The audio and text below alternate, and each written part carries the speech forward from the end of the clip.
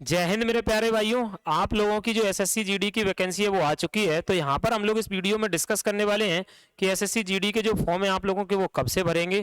ठीक, आप लोगों के जो एग्जाम है मेरे भाई वो कब होंगे, टोटल वैकेंसी कितनी है और उसकी जो क्वालिफिकेशन है वो क्या है, और फिजिकल के जो स्टैंडर्ड है वो क्या है। मतलब जो फिजिकल आप लोगों का होगा तो वो फिजिकल में आप लोगों से क्या क्या जो है चीज़ें करवानी है, तो इसके बारे में डिस्कस करेंगे। और भी बहुत सारी चीज़ें, एनसीसी के नंबर मिलेंगे या नहीं मिलेंगे, ठीक, तो ये सारे डिस्कस करने वाले हैं। मैथ्स कितने नंबर का आएगा, ठीक, रीजनिंग कितना, नेगेटिव मार्किंग कितनी है, ये सब डिस्कस हम लोग इस वीडियो में करने वाले हैं। तो सबसे पहले अगर आप लोगों की बात करें तो आप लोगों का नोटिफिकेशन आ चुका है और आपके जो फॉर्म है वो भरना शुरू हो गए हैं 1/12/2025 से 31/12/2025, यानी एक महीने आप लोगों के क्या भरे जाएंगे, फॉर्म भरे जाएंगे। अब आपके फॉर्म भरना शुरू हो गए हैं। ठीक सर, एग्जाम की डेट क्या है? तो जो एग्जाम आप लोगों का होगा वो डेट तो इन्होंने नहीं बताई है नोटिफिकेशन में, पर इतना मेंशन कर दिया है कि वो फरवरी से लेकर के अप्रैल 2026 में आपका एग्जाम होगा। तो ये दिसंबर चल रहा है, अगले जनवरी है, फिर फरवरी है मेरे भाई। तो इस प्रकार से आप लोगों के पास जो समय है लगभग 3 महीने का समय है, तो आप बेहतर तरीके से जो तैयारी है वो कर सकते हैं।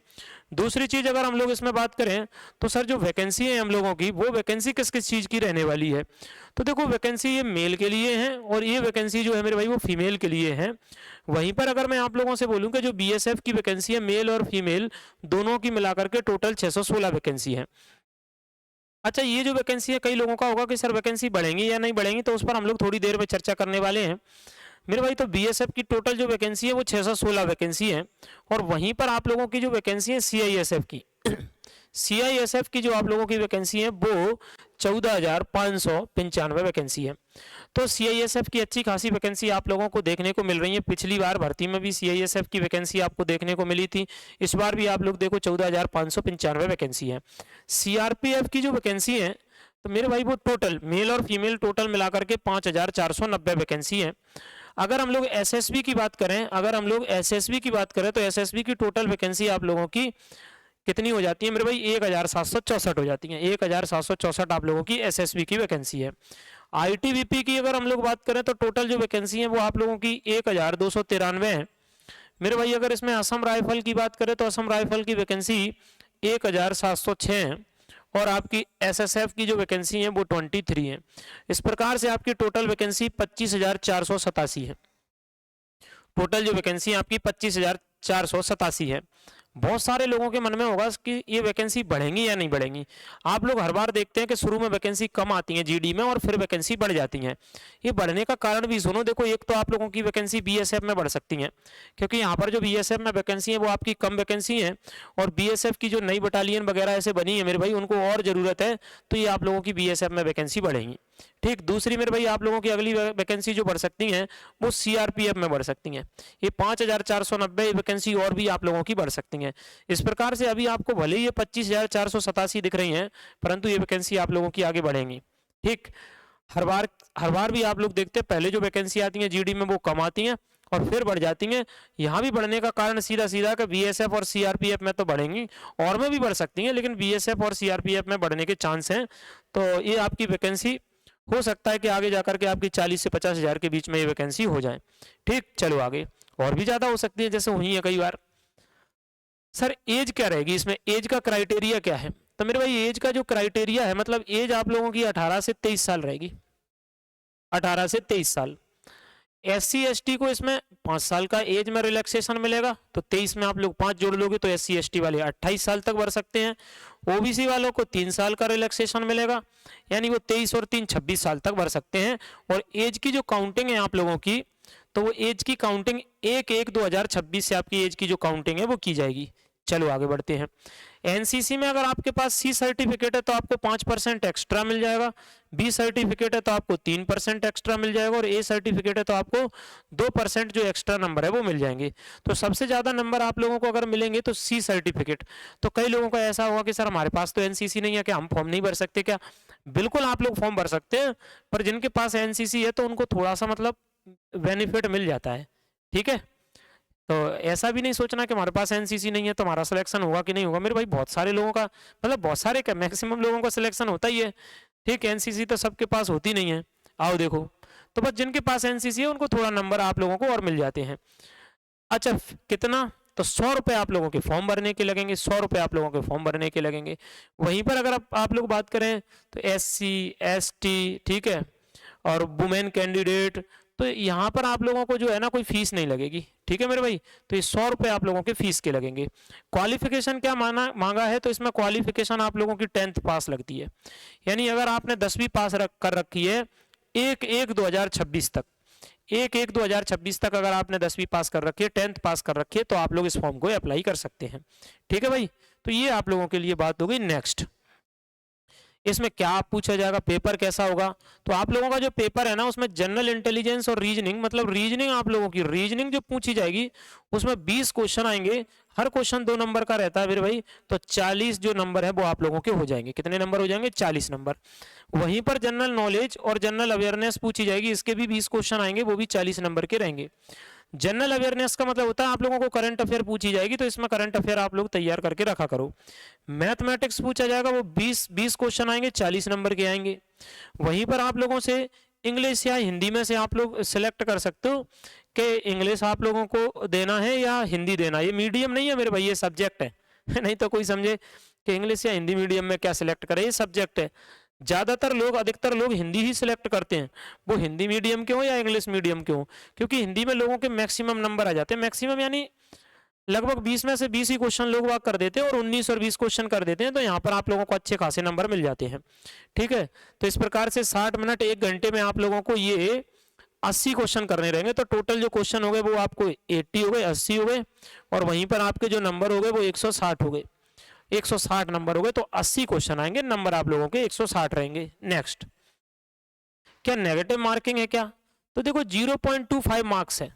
इसका मतलब होता है कि अगर आपके पूरे 2 नंबर हैं, टोटल आपको एक क्वेश्चन को करने पर 2 नंबर मिल रहे हैं, तो उसमें से अगर गलत हो गया तो कटेगा 0.25।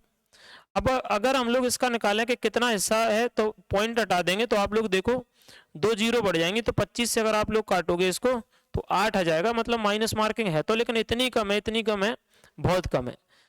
1/8 माइनस मार्किंग है। इसका मतलब होता है कि मेरे भाई अगर आप लोग क्वेश्चन पेपर को सॉल्व कर रहे हो और कुछ क्वेश्चन नहीं बन रहे और आप उन क्वेश्चनों में अगर फंस रहे हो, तो आप इसमें तुक्के लगा सकते हो। कहने का मतलब तुक्का का मतलब ये नहीं कि हम सारे ही तुक्के लगा दें, यानी आपको पढ़ना पड़ेगा, लेकिन अगर मान लो कि कहीं कुछ क्वेश्चन में आपको लग रहा है तो आप तुक्के लगा सकते हो, क्योंकि जब 8 क्वेश्चन गलत होंगे तो आपका एक सही क्वेश्चन जाएगा, बस 1/8 है इसका, क्योंकि ये 0.25 मार्क्स लिखा है, तो एक क्वेश्चन पर हमें 2 नंबर मिलते हैं और इतने मार्क्स कटते हैं, तो उसका हिसाब देखो तो 1/8 नेगेटिव मार्किंग है।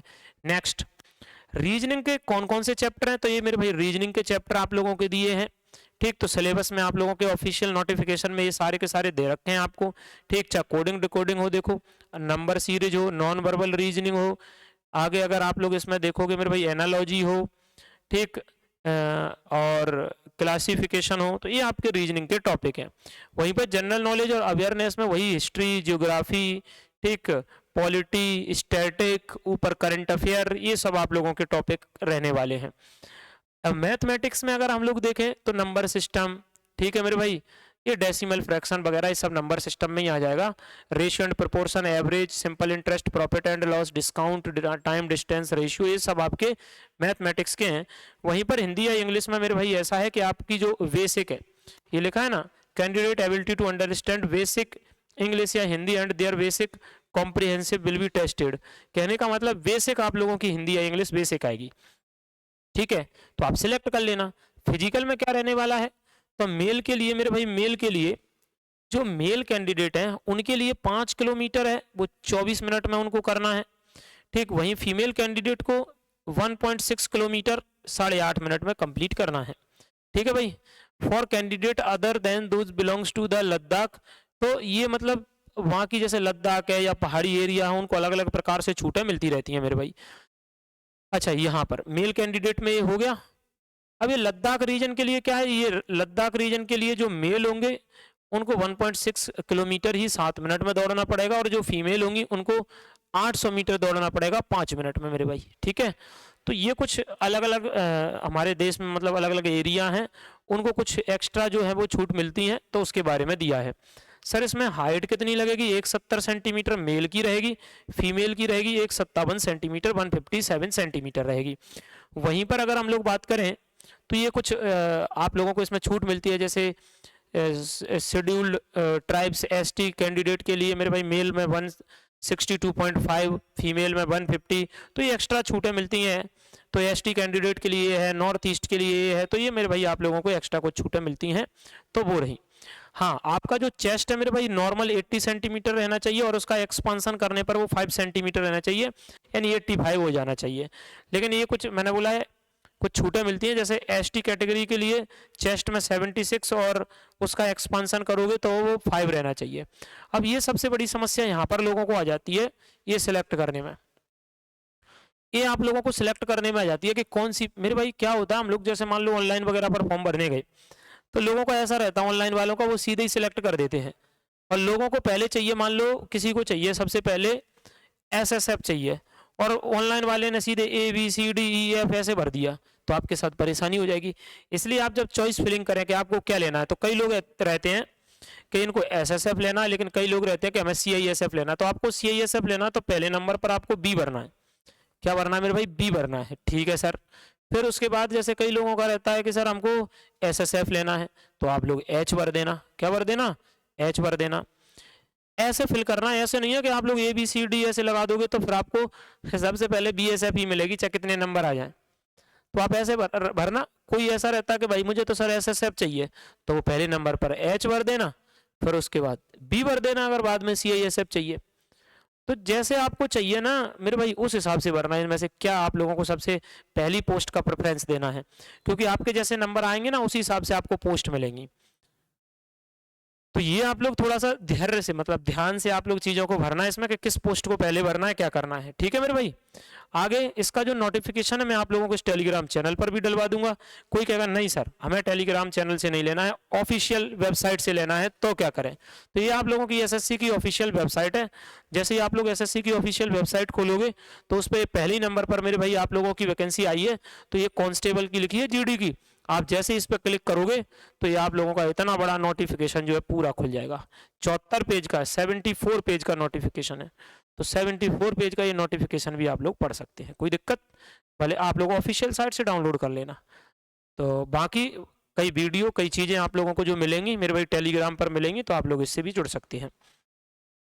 तो मुझे उम्मीद है आप लोगों को वीडियो पसंद आया होगा। आप लोग मेरे भाई वीडियो को लाइक करना, शेयर करना, चैनल पर नए हो तो चैनल को सब्सक्राइब करना। तो इतना सा है, ठीक। कमेंट करके जरूर जाना वीडियो आप लोगों को कैसी लगी। अभी के लिए मिलते हैं हम लोग नेक्स्ट वीडियो में। जय हिंद।